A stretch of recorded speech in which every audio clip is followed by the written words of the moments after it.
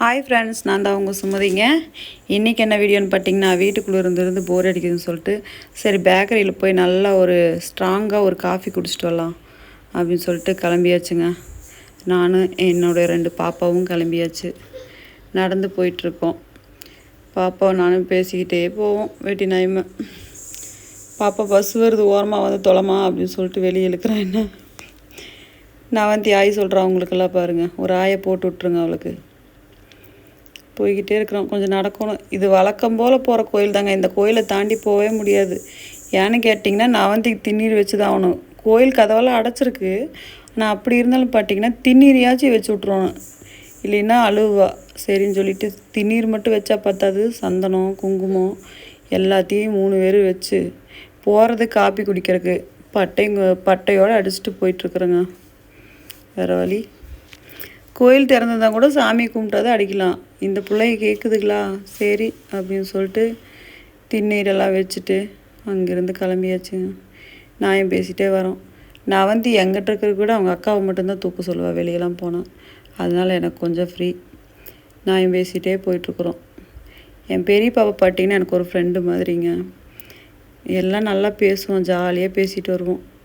அந்த செடி ஒரு மாதிரி கலராக இருக்குது பாருமா அப்படின்னு சொல்லிட்டு காட்டுறா.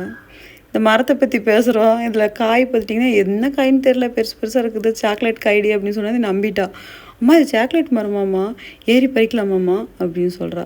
இவ்வளோ பெரிய மரத்தில் பறிக்க முடியுமா? சும்மா பேச்சுக்கு சொல்லிட்டு போயிட்டுருக்குறேங்க, ஏதோ டைம் பாஸ் ஆகணும்னு. ஒரு வழியாக பேக்கரி போய் சேர்ந்தாச்சு.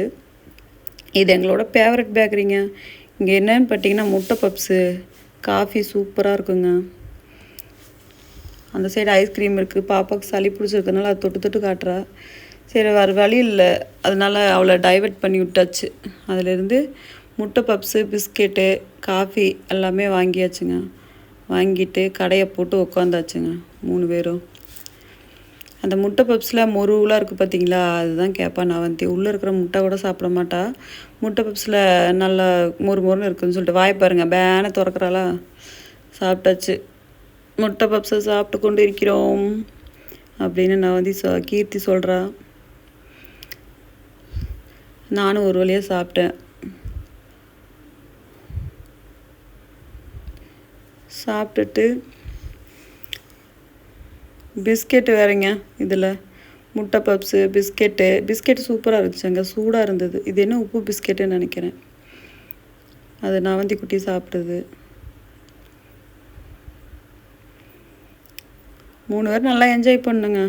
வீட்டில் வைக்கிற காப்பிக்கு விட நம்ம பேக்கரியில் போய் இன்னொருத்தவங்க வச்சு குடிக்கிற காப்பிக்கு தனி டேஸ்ட்டுங்க. ஏன்னா நம்ம அதிலேருந்து ரிலீஃப் ஆகிறோம் இல்லைங்களா, அதனால் தனி டேஸ்ட்டாக இருக்கும். ஒரு வழியாக பார்த்தீங்கன்னா பேக்கரி ஐட்டத்தை முடிச்சாச்சு. திருப்பி மறுபடியும் வீட்டுக்கு நடராசா அப்படின்னு சொல்லிட்டு நடந்து வந்துட்டுருக்குறோம். ஏன்னு பார்த்தீங்கன்னா எங்கிட்ட வண்டி எதுவும் இல்லை.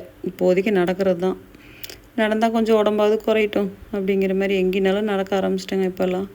நீ எவ்வளோ தான் நடந்தாலும் உடம்பு குறைக்க மாட்டேங்குது. இந்த வீடியோ பிடிச்சிருந்துன்னா மறக்காமல் லைக் பண்ணுங்கள், ஷேர் பண்ணுங்கள், கமெண்ட் பண்ணுங்கள். பாய்.